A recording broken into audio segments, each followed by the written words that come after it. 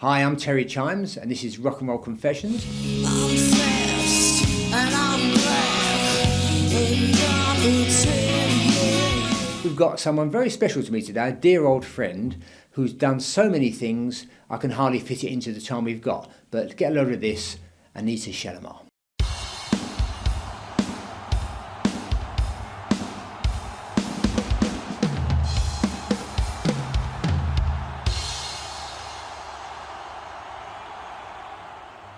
So, Anita Chellamah, here we are to talk about your life. I've known you for, 40 years or something? Since 1984 we met. So it's 42 years. 42 years, don't forget the 2 years, Terry. Yeah. And I was thinking on the way here, there's loads of stuff I've never asked you, I don't know about. This keeps happening with this podcasting malarkey. So I'm going to ask you about stuff I've never known and we can all learn together. Okay. So I want to go back to your childhood, really, because I wonder with people who are on the stage, what made them think, I think I'll get on the stage and start singing or whatever it might be. So when did that happen to you? What age were you? Well, I know, but I remember my mum, the first image I had with music. My dad loved Mario Lanza and Sarah Vaughan, and my mum loved Mick Jagger and Hendrix. And that was the first that I saw her dancing around to their music. And I loved dancing. And so I wanted to dance. I was about 4. They took me to a ballet lesson and I hated it because I had to wear these thick tights. So I never did anything again until when I was about 11, 12, I came to live in London. And I went in school, there was a dance thing and I went and but even before that, I just loved putting on music and moving. And I found it a real release. So I suppose it went from there really, it sort of evolved. It wasn't. I never thought, I want to be on stage. I wasn't a kid that wanted to be on stage. I just loved moving. And then I went to school. In my last 2 years, I didn't turn up, and but I've been turning up for dance lessons. And Miss Hester, it was an East Ham Mordwell School of Dance. She actually said, and I haven't taken any exams. So I thought, God, what am I going to do with my life? I'm leaving. I'm like 14, 15. And she said, why don't you come and why don't you come and train with us? And so I started because I started dancing 11, 12 very late. And then I started training. Doesn't sound that late to me, but yeah, okay. Yeah, it's late. A lot of dancers start like at 4, 5, but it was late to start doing it, to think of even doing it professionally. And I then thought, I really want to dance. I wouldn't do that to a 4-year-old. Make them train every day because it might not be their thing, and I don't know, find it a bit odd. Anyway, well, I had a friend who that happened to, and actually she went off the rails. She came on holiday with my mum, and me to Portugal, and she got there and she went feral. She absolutely, because every single day it was music, it was violin, it was ballet, and everything was about her one day going to be in a ballerina and the musician, and it was she just went feral. But I loved moving and I loved dancing, and so I ended up going to Mordwell's. I went to London School of Contemporary Dance, and then I left there after a year and got onto the Black American show Bobby Brown Sugar, which was incredible, about the music of Fats Waller and all that era. Yeah, great and stuff. It was just, and I got my equity card that way. That was my first job. And I went from there. Then I went to the King and I with Yul Brynner. It was amazing, really. Yeah, Yul Brynner. He's not around now, is he? No. He was an incredible character, wasn't he, Yul Brynner? You knew his wife, Kathy. Yeah. Yeah, you met her when she came to the gig. Our gig that I will never forget, unfortunately. It's such a small world. All of us are connected with everyone else in a couple of strokes, aren't they, really? But yeah, that must have been interesting, being on the stage. So you did a show every night then? We did 2. We did matinees as well. So it was it was 6 nights and then 2 matinees. It is hard work. And that's dancing, not singing? That was I was in the chorus. It was dancing, but we had to sing as well, because it was people who came out of that show, Bobby Brown Sugar. You've got sort of I don't know if you remember Amy Stewart. You've got Clark Peters, the actor. You've got Elaine Del Mar is still performing. She's amazing jazz singing. You've got she goes to the same charity I do. So what's the same charity I do? Well, Elaine Del Mar. See what I mean? I'd never know you knew her. Isn't it funny? It's just ridiculous. And we recently, because Charles Organs, who's the director who died, he had the National did the Black Theatre Awards gave him a Lifetime Achievement Award, and everybody from Bobby Brown Sugar got together after all those years and saw him get his award. I mean, I feel quite emotional saying it, and then he died, but it was just amazing to thank him, because the discipline, the work ethic that I learned in that show was phenomenal. No one could have taught me that work ethic apart from the people in You that know, show. I think in any career, it doesn't matter what you're doing, the way you start off tends to be the way you carry on. So if you early on get really good work ethic, that serves you right. Well, I know when we were touring, I'd be with you in the morning, and then unfortunately, because of my way of life, the way I ended up with other people in the evening. Burning the candle both ends, yeah. And in the middle. Because you had a work ethic. From there, The King and I, who was the lady in that show? Oh God! Now you're gonna the one who did all the Born Free, Virginia McKenna. Oh, she was it. Oh, okay. And I remember we went to her, were invited to her home, the whole cast.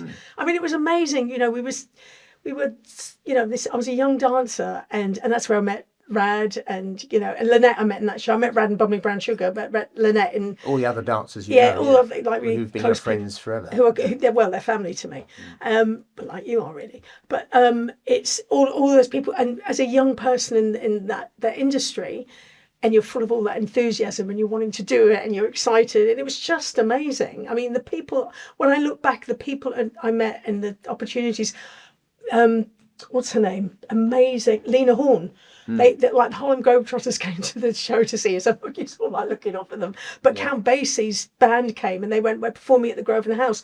So I went and saw Count Basie and Lena Horne perform live. Yeah. I mean, crazy. Incredible. And at the time, I was aware of who they are and I was in awe of them.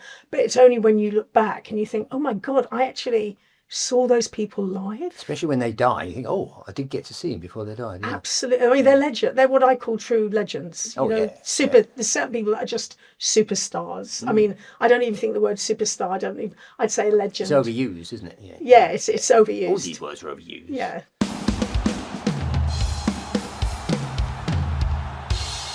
So you went from The King and I, is that when you joined Legs & Co? I joined Pants People, the touring company. So Dee Ward had separated from the Dee Ward. They came off Top of the Pops, and there was other Ruby Flipper and then Legs & Co. And I joined the touring company of Pants People, and we did a lot abroad for Jenny Agter's father did a lot for the armed forces. And I remember going to Berlin and driving a tank, and I went with Anita Harris. He'd get a load of people together. Anita Harris? Yeah. Do you remember Anita Harris? Oh God, I can see her face. What was the big song she had? I can't remember. Oh, blimey. But she's got the most amazing eyes, really bright, sparkly eyes. Yeah. But there was a load of people. Just to explain for people in America, Top of the Pops was the show. It was the show. show. Every single person in the country watched it every week, and any hit record was on there. If it wasn't on there, it wasn't a hit. And so Pans People and Legs & Co. were a dance team, troupe, what do you call it, on that show. Just so we know what we are. Yeah. And so from Pans People... I saw you every week then when I watched Top of the Pops. Yeah, and then from Pans People I auditioned for Legs & Co. because it was Lynette said to me, she rang me up and she said, I'm at an audition. And this is what I know, she's like my sister, we're like real friends. I mean, because we used to tell each other about auditions we were both going for because we both thought one of us would get to it. You joined at a hit. Yeah, and also that's the generosity of her. I mean, she actually said to me, Anita, there's an audition, I'm here. You should be here. Come down. So I gate crashed Legs & Co. They'd been looking at Pauline Peters was leaving. They were looking at about 1,000 girls. And I gate crashed the audition and I got it. And the second leg of it. And joined Legs & Co. And had an amazing time on that. I offered to help with auditions, but they wouldn't have me. We weren't. It's funny though. We had to sign contracts that we didn't go out with anybody. Really? We had to always appear available. I bet that worked well. Well, back in those days, this is when you look back and you think, gosh, how the industry in some ways has changed, in some way hasn't. But how at that point, things would happen, and everybody who joined Legs & Co. we signed contracts that we wouldn't talk about our personal life. We wouldn't, it was very much we had to appear how we did on screen. It was very much about keeping that image. But I wouldn't have thought it'd be enforceable, would it? Anyway, a contract like that. But anyway, who knows? But ironically, I it doesn't matter if it's enforceable. If you thought it was, then it was. Well, we all signed, as far as I know, I'm sure, I haven't spoken to all of you other girls, but I'm sure we all signed. I'm sure I wasn't just the only one. Well, I hope not. Well, But you never know. You never Give them a know. call afterwards, yeah. I was so excited at the time getting the audition. I just was going, yeah, that's it. You know, just such an excitable, impressionable. Oh, that age, getting into a TV show, you'd sign anything. Well, Top of the Pops was the show Oh, it was the only for show. music, dance, and for dance. So there was amazing dancing. I mean, I'd come from contemporary world, and a lot of people I know felt I'd sold out, and I understand why they felt that. But I've always jumped from different genres. It's like ending up with us and the Cherry Bombz. I came from a pop group, you know, a totally different thing. Now, where did that come in? What? The Toto Coelo. When did that happen? So when I left, I really wanted to sing, and a lady called Jackie Thomas. Do you remember Jackie Thomas? Do you remember meeting Jackie? Yeah, I think I met Well, her. when I was in Bubbling Brown Sugar, she actually got Clark Peters, me and his wife, to do a band called Desire, and we were dressed as air hostesses, and he was dressed as a captain. And we did this song called Boogie Airlines, and they used it for the Persuaders in Italy. Anyway, I digress. I remember them. Yeah, but they used it over there. I remember the music, so that. But Jackie used to work for, she was an executive, and I can't remember what company, which did a lot. And then she had her own company. And she'd asked me, she said, there's a group called Toto Coelo. They're a girl group, and they're looking, one of the singers is leaving, and I think you'd be great for it. And at the time, I was in Legs & Co, and we just been asked to leave Top of the Pops. They were changing everything. And I still went on Top of the Pops as a member of Zoo, but I didn't want to give up on Legs & Co. And so we were doing a lot of cabarets around sort of Ireland, England, Scotland. So when she asked me about it, would I like to do it? I said, no, I'm still with Legs & Co. because I'm sort of pretty loyal. Yeah. And then what happened was, after a while, I left Legs & Co. and I really wanted to sing. And I said, Jackie, did they ever find a singer? And she said, well, actually, they're still, that you'll need to audition. So I auditioned for them.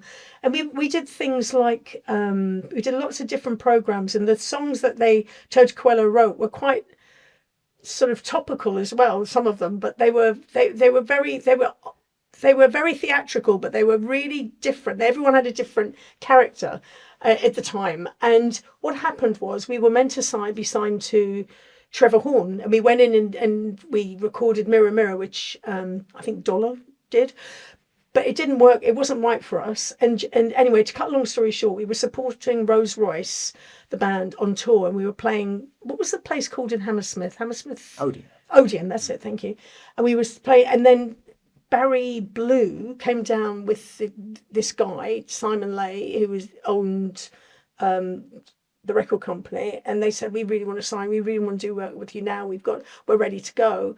And we ended up going with them.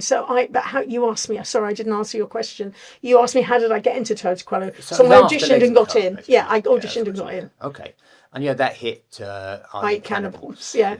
And then we did other, but they said to us, if we did that, then we could do the songs that we'd also written, which they didn't do that. They did a whole album. Are you telling me a record company broke a promise to you? Record company lied. Would you believe it, viewers? Yeah. Would you believe that? I remember hearing that song on the radio, the I Eat Cannibals. I thought, what a funny concept, you eating cannibals. But I was a vegan at the time. Yeah. It was a very catchy song, though. Yeah, I mean, it was the thing that happened with that was we were seen through that, and it came up, I think, as one of the worst or whatever songs of that era or whatever. But at the same time, yeah, it came up as that. That makes sense. Because Kenny Everett had a thing, the worst record ever, and he had loads and loads of records every day on there, and there were some real stinkers in there. Unbelievable. But live, we really, because we were very tightly choreographed. You would never have got into that league. You would never have been in there. No, I actually think, it was the thing that saddened me. There was some other songs we had which I think were really catchy as well. And we did the album, and I look back and I'm really proud of all the work, because for a while it was a bit like, I ended up in the Cherry Bombz, and of course you couldn't go chalk and cheese night and day, really. But for a while I remember in my 20s I was thinking, oh, I did that.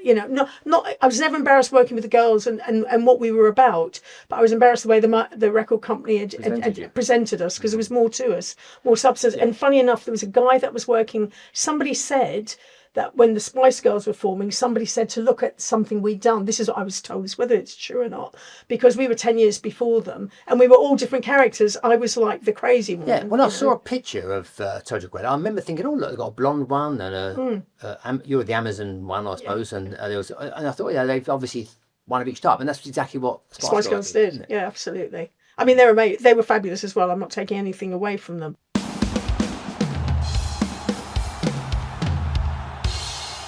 You bumped into Annie McCoy from Hannah Rocks at some stage during all this. I was coming back with Toto Coelo. Yeah. We were coming back to do the Hippodrome. And I remember they put Lacey and me in the middle of Hannah Rocks. And I didn't know who Hannah Rocks were. Yeah. So I'm sitting there, 8 o'clock in the morning. We're doing a gig that night at the Hippodrome.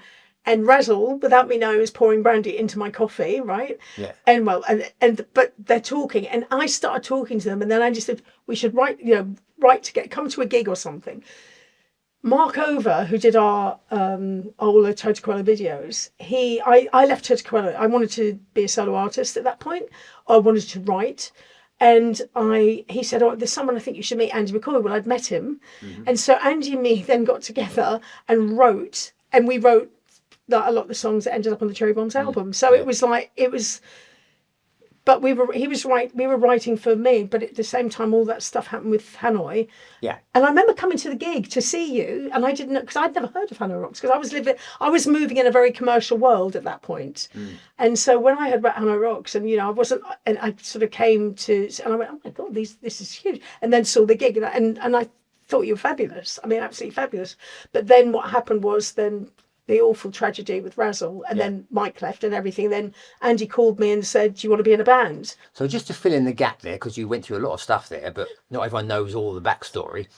Razzle was the drummer for Hannah Rocks, and they were on tour and they were hanging out with Motley Crue, the American band, and they went out to get some booze or whatever it was.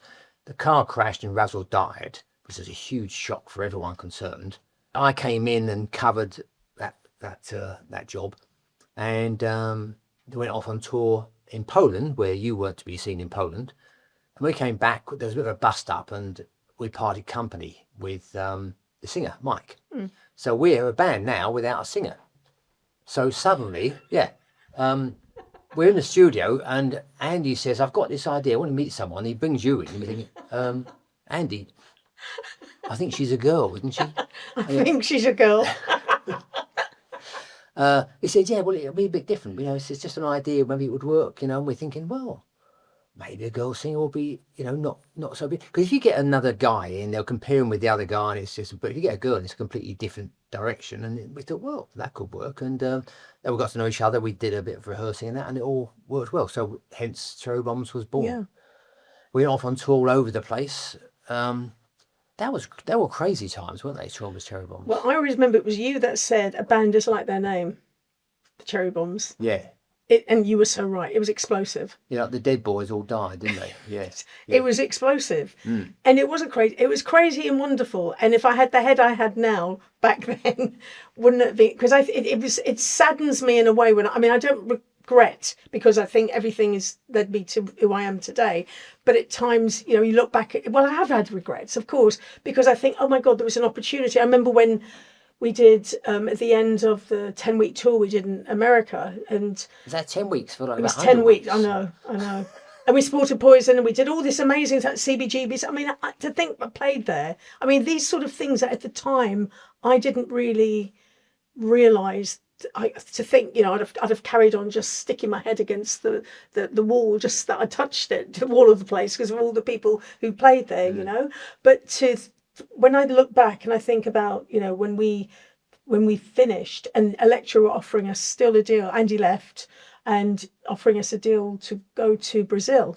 And at the time I left, we did Reading Rock Festival, the main stage. We came back, did the main stage, and then we disbanded. I can't remember the order of things. Yeah, actually. I remember the order of things, because we did the 10-week tour. Yeah. That was hard work, that tour, wasn't it? It was really hard work. It was hard, because we did right across the States. It was a bit like Spinal Tap. It was like Spinal Tap. It was in every On way. steroids. In every way. Yeah. I remember all of the Everything you see in the Spinal Tap, it really was like that, absolutely. And I always remember this one. I'll never forget, because I was always trying to hold on to think about my voice. And at that time, I'm just going to be honest, my addiction started kicking in big time, really, when I look back. But it still wasn't ruining my craft, you know. Yeah, we're talking alcohol, aren't we? Yeah, alcohol, and I mean, I took alcohol and drugs, but alcohol is what brought me to my knees. But I'm an addict, full stop, in recovery. But when I just remember at that point, we'd all gone out. I didn't go out in the evening. All you lot went out in the evening. I'd hang out with you in the morning because you'd go swimming and do saunas and do stuff, and I'd hang out with you. And my mum was always happy. She would be ringing hotels in advance in America to see where I was, and if she knew I'd been hanging out with you, she was really happy because she felt you were safe. And no disrespect to anyone else, she loved them, everybody, but she was concerned because she knew I was beginning to unravel a little bit. But I remember I went out one night. I came out with all of you, and this person, I don't even know who it was, just went, "How are you?" And I had a meltdown because I just went, and I think the whole 10 weeks of the insanity of Spinal Tap, and he went, "Oh, I've just asked a question." I didn't really want the answer. We all say, "How are you?" We don't want an answer, do we? Really? And he went looking for someone that could help, because they were, and I think they found you. I think they probably found you, Dave, and Nasty actually, but found you because I remember. And then the tour manager, I can't remember our tour manager, but they found it, and then he took me back to the hotel because I was beginning. It was that 10 weeks was a tough 10 weeks. It was a tough 10 weeks. Came back a bit battered and bruised, but I think we just kind of we had our audience, or loyal audience, come and really enjoy the stuff, but we need to scale up, and we couldn't scale up fast enough. It was just well, I think because I think the arguments between Andy and myself just got ridiculous when I look back, and it's lovely because I saw him about 2 years ago, and we'd made peace, and you know, and I'm really happy about that in a way, but also when I look back, it was insane. It was all in. It wasn't just our argument. There was everything with everybody. It was Spinal Tap going on. Absolutely. Yeah. And then, and just before that tour, I'd been interviewed for Sky by Gail Claydon, who's the producer at Sky, and Sky was just starting. And she said, "Do you want to be a presenter?" And I said, "No, I'm going on tour with the band the Cherry Bombz." And when I came back, I'd left. And I rang her up, and they'd got Anthea Turner in, but then she took me on as well because she liked me. So I got to be a presenter on Sky, one of the first presenters on Sky doing the music, and I interviewed Dave and Nasty. Funny enough, I remember on that tour somewhere. We went to Sweden as well, didn't we? And we went everywhere, Terry. Yeah, I remember in Sweden. There's this guy who was a bit of a pain. He's drunk and he kept bothering all the girls. So I think it was me and Nasty, or me and Dave, one of the two of us, picked him up and threw him out because he was just driving on mad. So we threw him out, and we didn't mean to. We pushed him back out of the place, and he fell on the ground. And he got up and he looked right at me and said, "You Swedish bastard," like that. Which was then for the rest of the tour, all I heard was Nasty and they were, "You Swedish bastard." I was the only non-Scandinavian in the whole place. Anyway, there we are.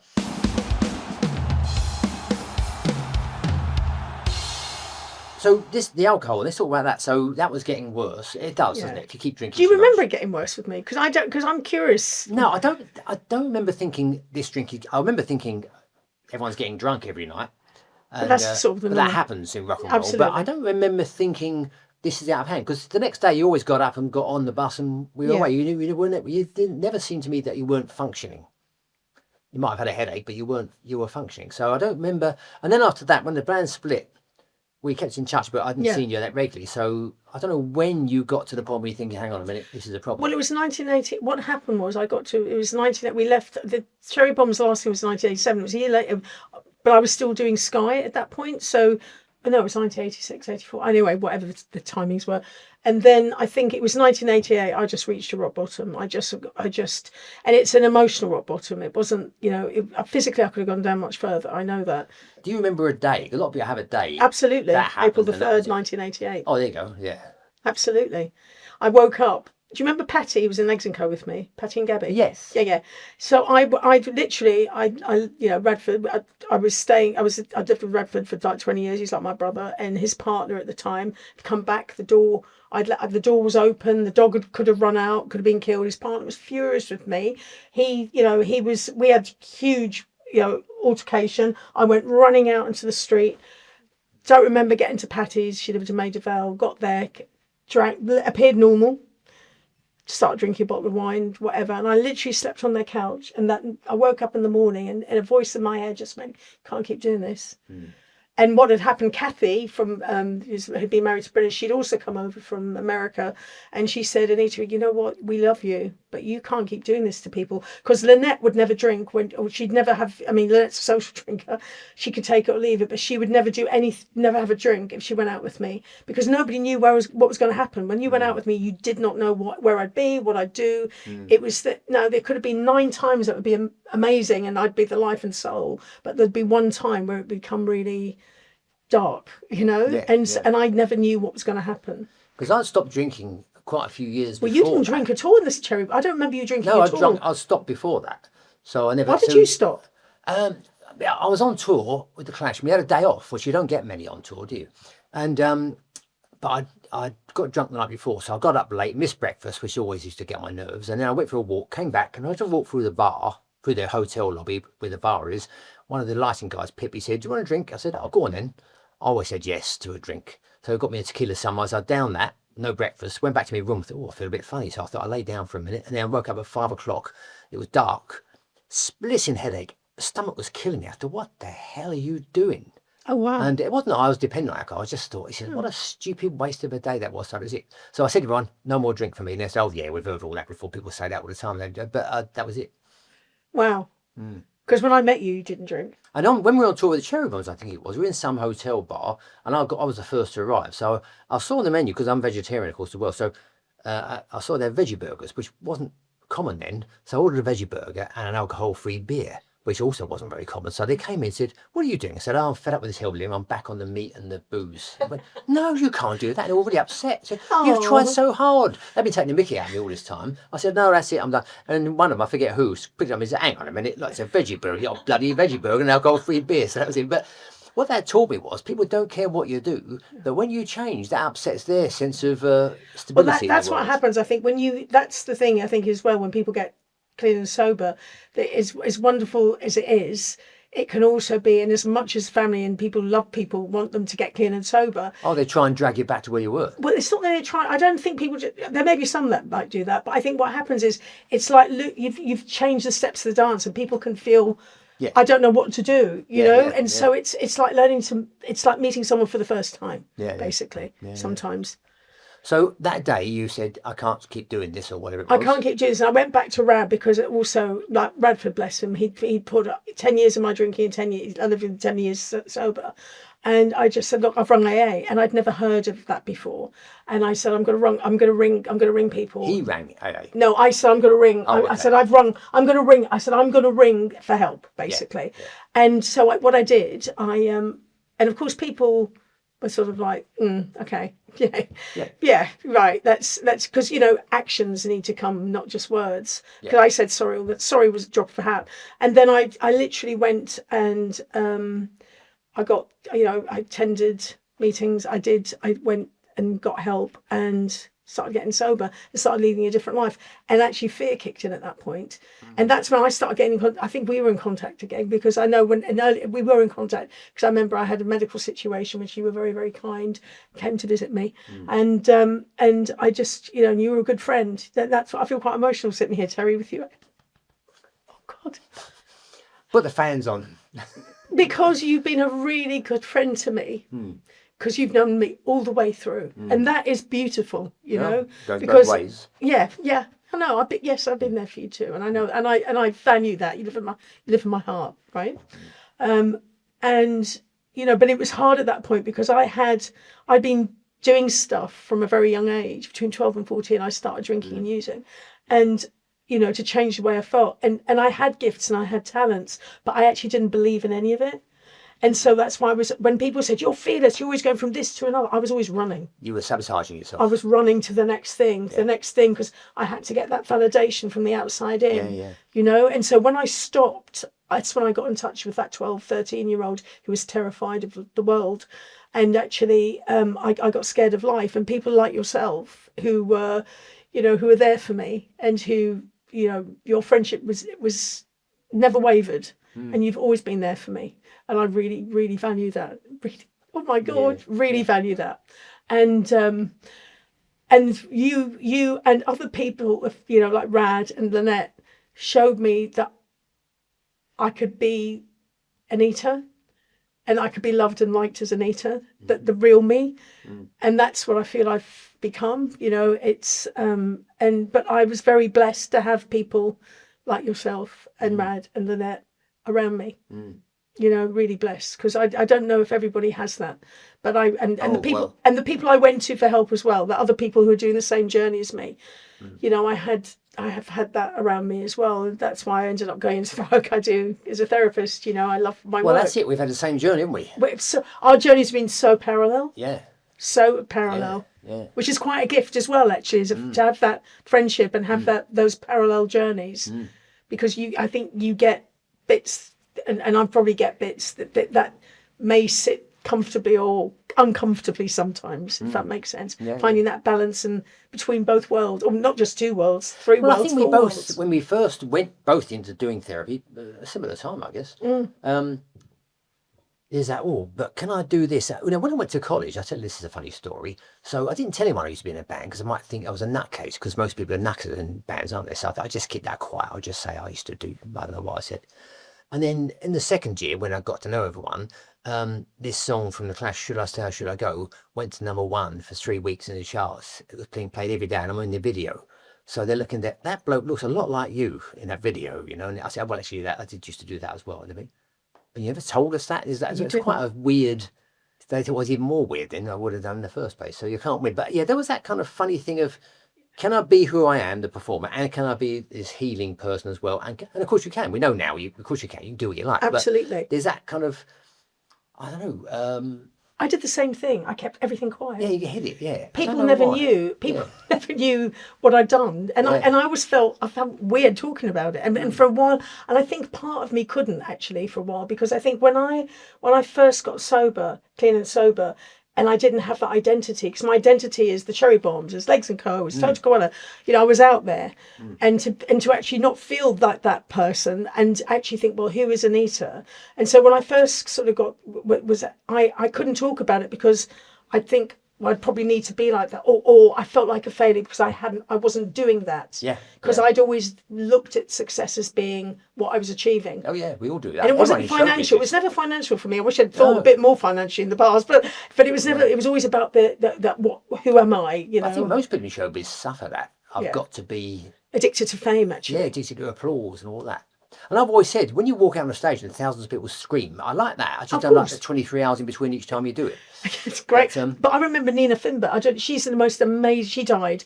She became a close friend. She was one of the most amazing acting teachers. She did a great book with Sheila Hancock. She taught at the Actors Centre, and she taught everybody. She brought the acting to the Royal Band. I mean, she was the most amazing woman. But she said she used to come and visit me 4 times a year and take Cleanser, my son, and me out for an ice cream. She was lovely. But she said, is it this you want? Because you could go and sing in an old people's home. Or is it about this? Yeah. And she always made me think, and there's nothing wrong with either. I'm not going to say there's anything wrong, because I'm still fairly vain. You know, I'm still like looking a certain way. You're still who you are. I'm still who I am, but I went through a phase. I got to tell you, I had a therapist, first therapist I had, and she was blonde, and she wore a lot of beige, and she looked great at it. But I thought, if I had to be therapied, I needed to look like, so I started trying to just glide into rooms and be really quiet and wear no makeup and just wear exactly, because you know me. It didn't last, and I was trying to be this sort of like glidey person, sort of just silent and walk, and in the end I just realised I just got to be me.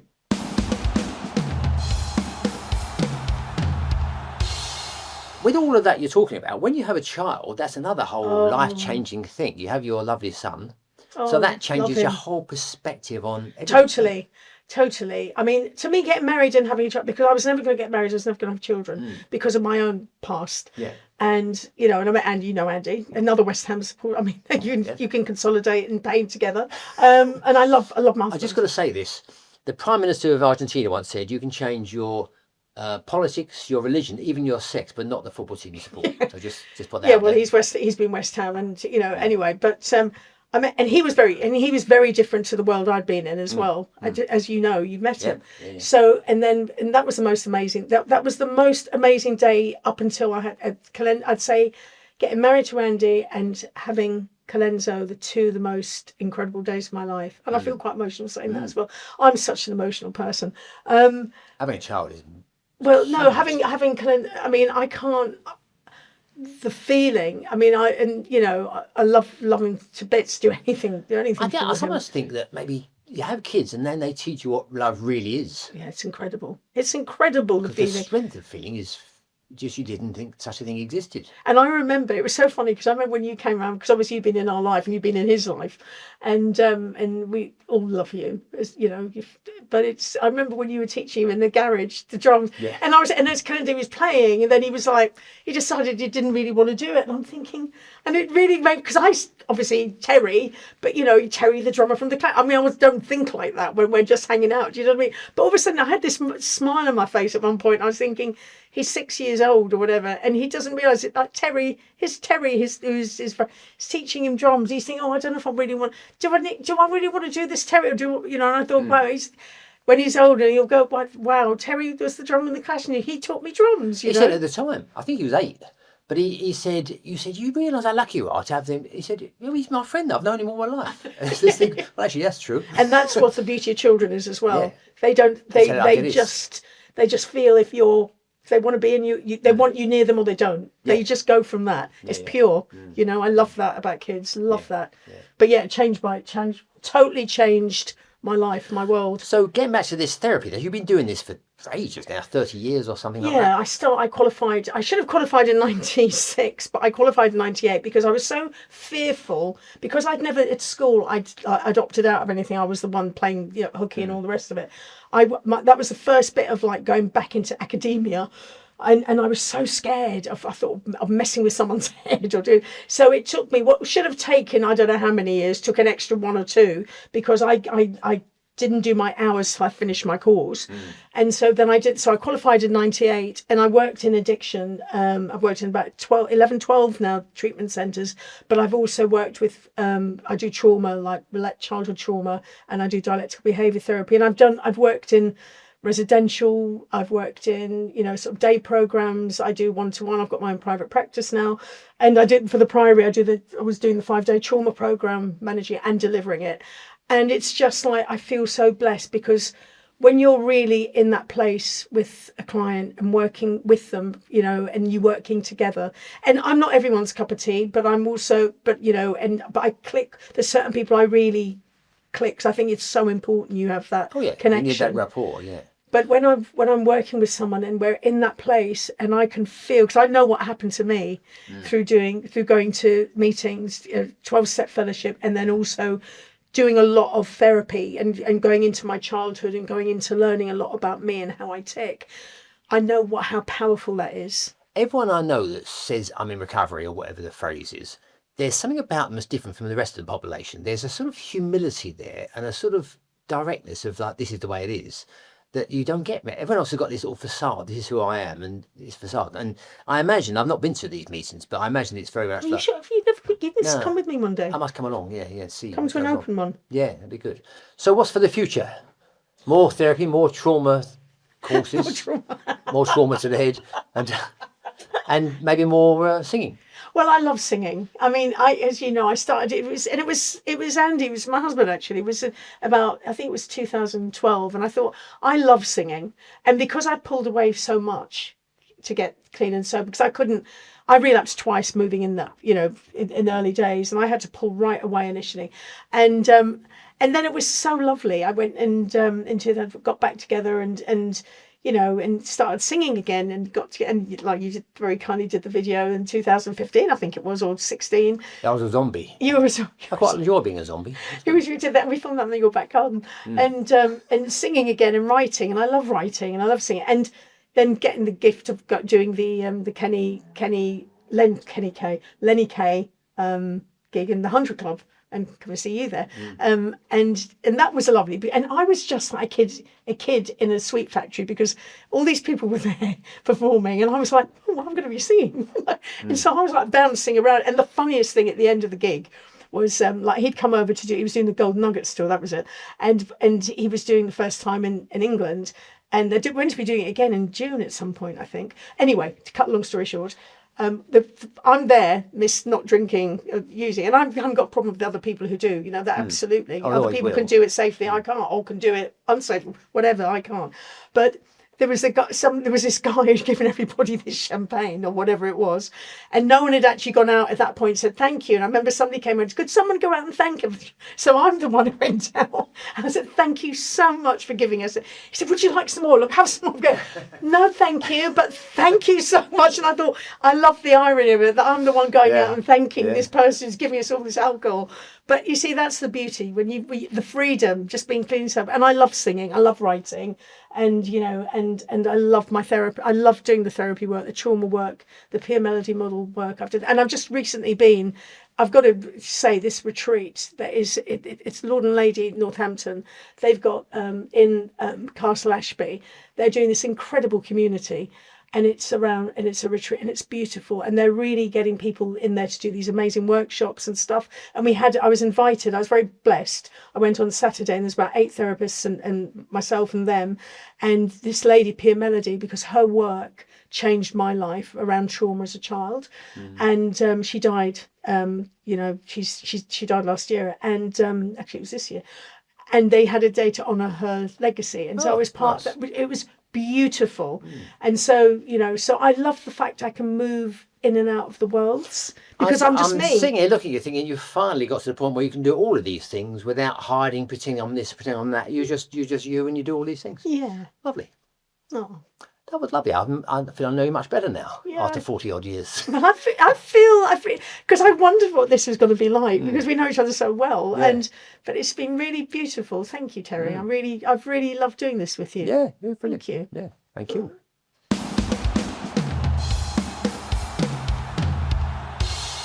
You can now buy a copy of my autobiography, The Strange Case of Dr. Terry and Mr. Chimes. It's £12 for a signed copy plus postage. If you want one, you just go to terrychimes.com. All the art that makes up the set, or Rock and Roll Confessions, is made by me, Mark Illuminati. Check out all my work at www.illuminatineon.com. The link to contact me is in the description. All the art is for sale, and I hope you like it. It's got a nice punky feel to it, and I've pretty much covered all our favourite bands. Enjoy.